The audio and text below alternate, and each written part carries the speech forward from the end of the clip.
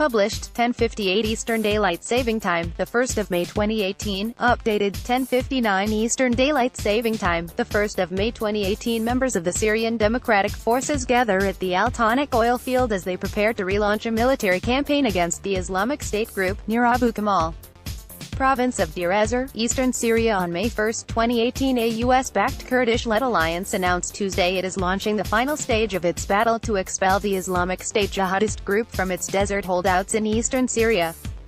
Backed by the US-led coalition, the Syrian Democratic Forces have driven the jihadists out of large parts of the country.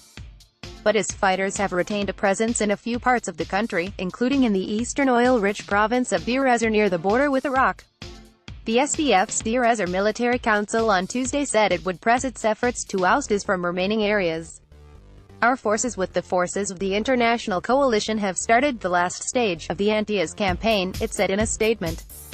IS holds dozens of villages in eastern Syria, from the eastern banks of the Euphrates River that cuts across Deir Ezzor to the border with Iraq, and in the south of the adjacent province of Hisaka.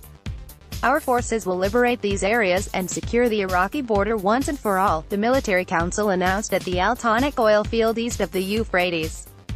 In a separate offensive, Russia-backed Syrian regime forces have expelled IS from areas to the west of the Euphrates, including the provincial capital of the same name. Deir Ezzor Military Council head Ahmed Abu Kamal told AFP there was a shared operations room with Iraqi forces. The US-led coalition, including French forces, had increased their numbers and would support the SDF in the final stage of their operation, he said.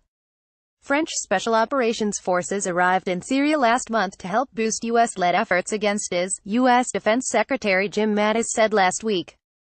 IS jihadists swept across large parts of Syria and neighboring Iraq in 2014, declaring a so-called caliphate in areas they controlled.